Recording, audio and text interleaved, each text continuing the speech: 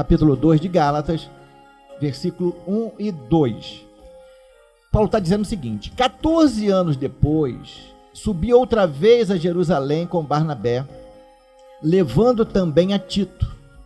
Subi em obediência a uma revelação, e lhes expus o evangelho que prego entre os gentios, mas em particular aos que pareciam de maior influência, para de algum modo não correr ou ter corrido em vão. O que nós temos estudado desde o início do programa aqui na rádio, quando Paulo está escrevendo a sua carta aos Gálatas, ele está defendendo o apostolado dele. Ele defende o apostolado dele. Ele tinha uma responsabilidade com a igreja da Galácia, porque ele levou a palavra de Deus para eles, eles tinham recebido. Só que em determinado momento, eu só fazendo uma ligeira recordação para você que está nos ouvindo pela primeira vez. Então o que acontece?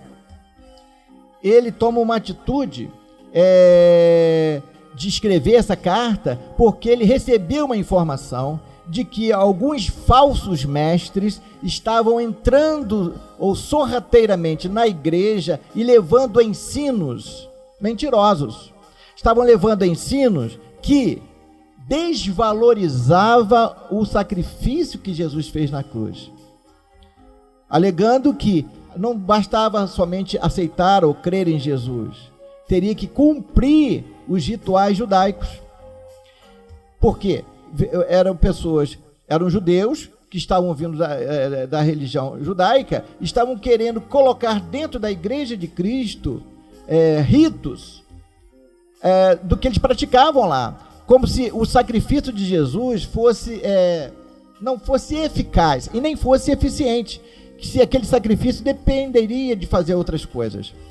E Paulo vai dizer que não é assim, porque se Jesus, se o sacrifício dele não fosse necessário, continuaria sob a lei que foi dada a Moisés. Então, só que Paulo está dizendo que não, e ele é porta-voz dessa palavra do Evangelho da graça de Deus, porque ele foi um daqueles que, em nome dessa lei, ele perseguia pessoas. Nós falamos isso muito semana passada. Ele perseguia os cristãos da época, ele matava os cristãos da época, tanto é que o nome dele, antes de se tornar Paulo, era Saulo, o famoso Saulo de Tarso. Ele perseguia. Por que ele perseguia? Porque ele acreditava que, fazendo assim, estava agradando a Deus. Quando Deus se manifesta para ele no caminho de Damasco e fala para ele: ei, Paulo, por que você está me perseguindo? Por que me persegues? Então, é aí que ele encontra com o verdadeiro Senhor, e ele anuncia, e ele começa a transformar, e muitas pessoas, na verdade, começa a transformar todas aquelas regiões. As pessoas começam a ouvir a palavra do Evangelho verdadeiro, em que estimula a fé. Eles começaram a crer no sacrifício de Jesus, que é um sacrifício expiatório, sacrificial, tá certo? E nessa caminhada começam a chegar os aproveitadores, pessoas que não tinham a mente de Cristo, e começam a colocar informações contrárias ao verdadeiro Evangelho, e nós já falamos muito isso até a semana passada. E agora ele começa a dizer que ele só foi para Jerusalém 14 anos depois. Ele teve uma missão para cumprir, e ele vai dizer no versículo 2 que ele sobe em obediência a uma revelação, porque Paulo tinha uma experiência muito forte com as revelações de Deus, porque ele recebe de Jesus já ressuscitado a informação a respeito do Evangelho. É isso, porque ele não conviveu com Jesus no período dos 33 anos de vida de Jesus, e os 3 anos especificamente do ministério. E ele encontra com Jesus no caminho de Damasco, ele é levado ao terceiro céu, ele fica durante 3 dias ouvindo da parte de Deus palavras poderosas, palavras que mudam vidas. Mudou a vida dele. E ele agora, nessa carta, ele está dizendo aos Gálatas: não abra mão disso, porque essa palavra é que gera vida em nossos corações. E ele conhecia a lei.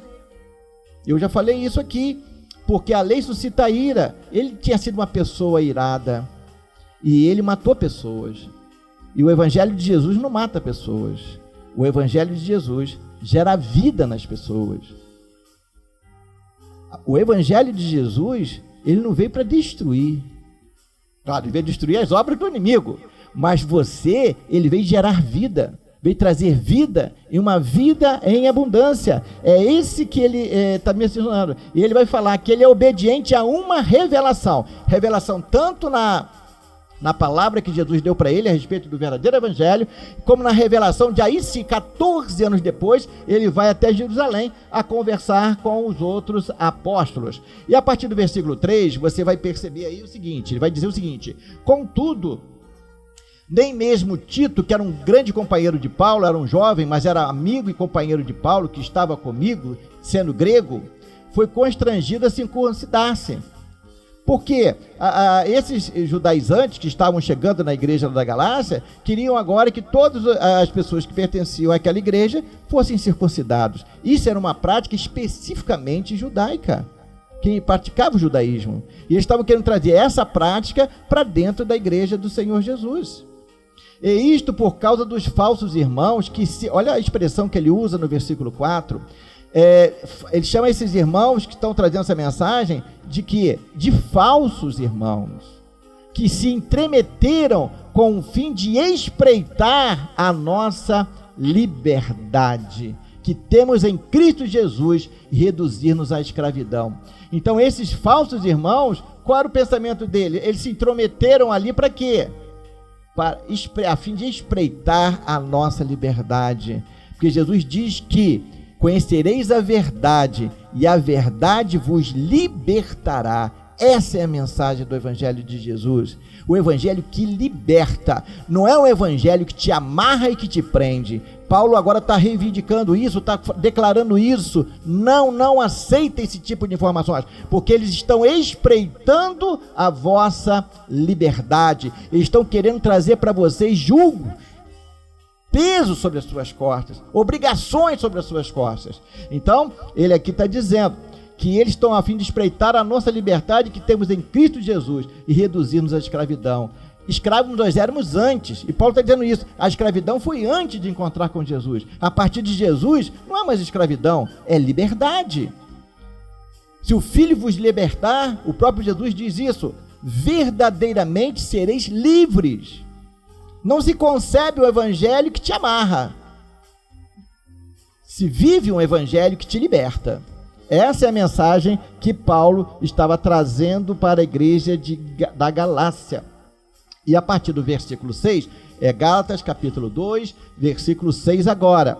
E quanto àqueles que pareciam ser de maior influência, quais tenham sido outrora, não me interessa, porque Deus não aceita a aparência do homem, esses digo, que me pareciam ser alguma coisa, nada me acrescentaram.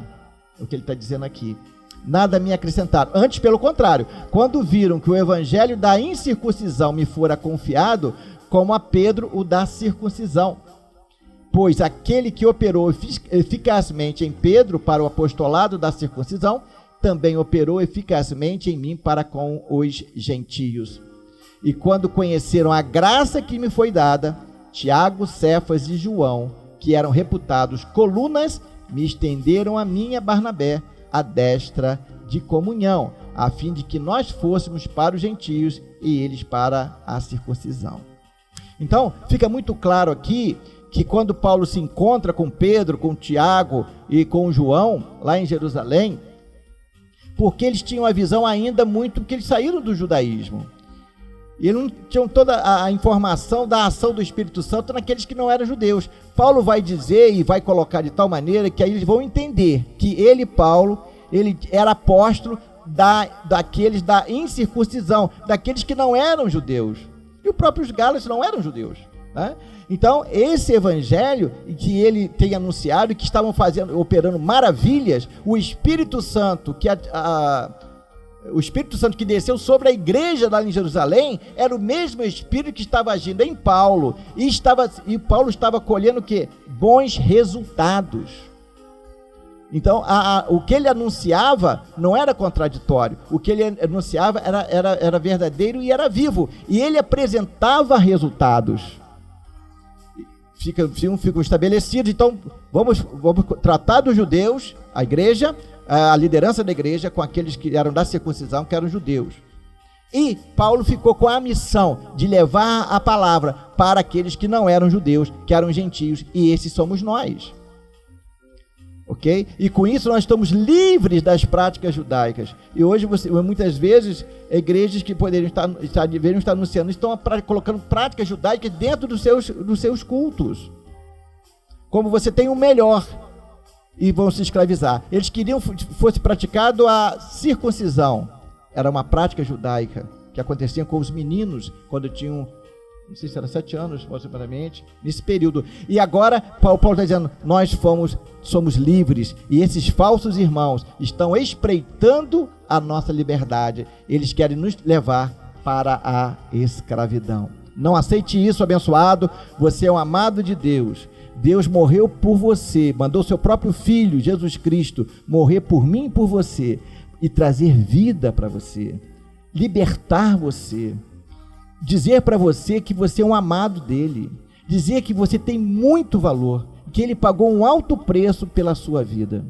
Então entenda isso, compreenda essa palavra, que isso anime o seu coração, que isso alegre o seu espírito, que essa mensagem chegue até você agora como um dínamo que venha mostrar para você que você tem um grande potencial, que Deus acredita em você e que você, nas mãos dele, você vai ser um instrumento vivo, e muitos que estão ao seu redor serão beneficiados pela sua vida.